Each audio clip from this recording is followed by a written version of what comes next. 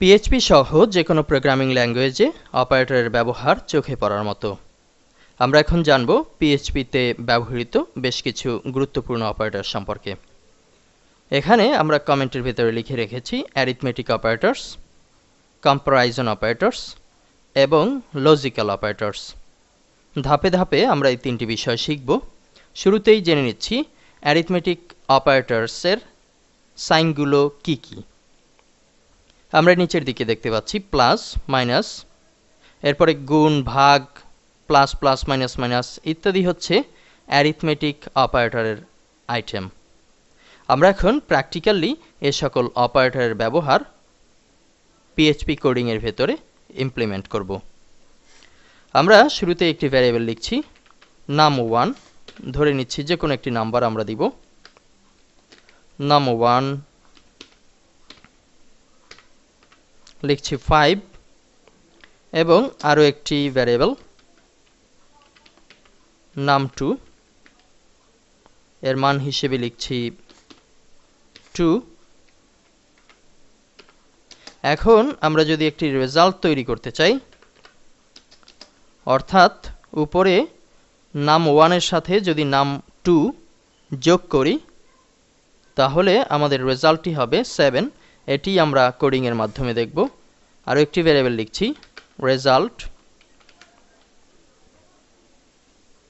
Equal to variable num1 plus variable num2 শেষে semicolon.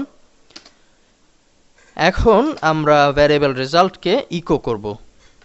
Eco অর্থাৎ প্রদর্শন করার জন্য আমরা আবারও লিখছি ভ্যারিয়েবল রেজাল্ট।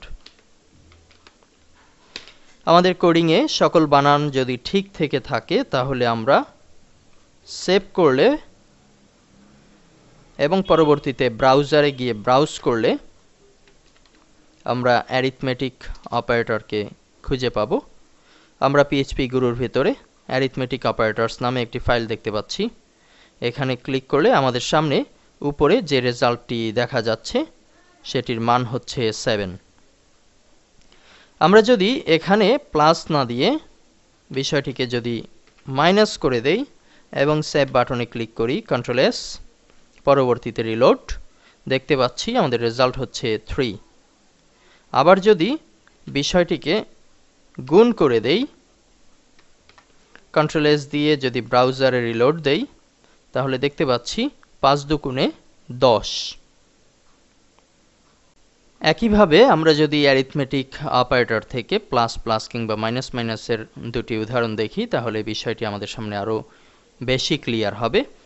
প্লাস প্লাস কিংবা মাইনাস মাইনাস এই এক্সাম্পল দেখার জন্য আমরা এখানে একটি মাত্র ভ্যারিয়েবল রাখছি। এখন স্ক্রিনে আমরা দেখতে পাচ্ছি variable num1 equal to value হচ্ছে 5। এটিকে আমরা যদি প্লাস প্লাস করি তাহলে ভ্যারিয়েবল num1 এর সাথে নতুন যে সাইন যুক্ত করব সেটি হচ্ছে প্লাস প্লাস। পরবর্তীতে আমরা যদি ইকো করি ভ্যারিয়েবল num1 প্লাস প্লাস, দুঃখিত, ভ্যারিয়েবল num1 এ পর্যন্তই যদি আমরা ইকো করি তাহলে আমাদের সামনে রেজাল্ট আসবে 6।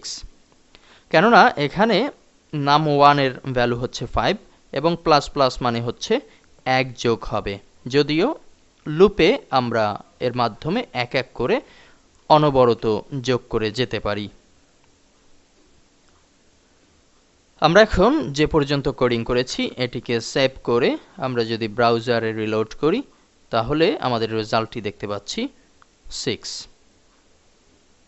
পরবর্তীতে একই সিস্টেম ব্যবহার করে আমরা যদি প্লাস প্লাসের জায়গায় মাইনাস মাইনাস ব্যবহার করি এবং সেভ বাটনে ক্লিক করি তাহলে আমাদের রেজাল্টটি হবে 4, যেহেতু আমাদের num1 ভ্যারিয়েবলের মান হচ্ছে 5। সেভ করার পরে আমরা এখন পেজটিকে রিলোড করছি এবং মান দেখতে পাচ্ছি এখানে 4 বিদ্যমান আছে। এই হচ্ছে অ্যারিথমেটিক অপারেটরের মোটামুটি একটা ধারণা। সামনে আমরা যখন প্রজেক্ট করব তখন এর আপডেট আরও দেখতে পাবো। ধন্যবাদ।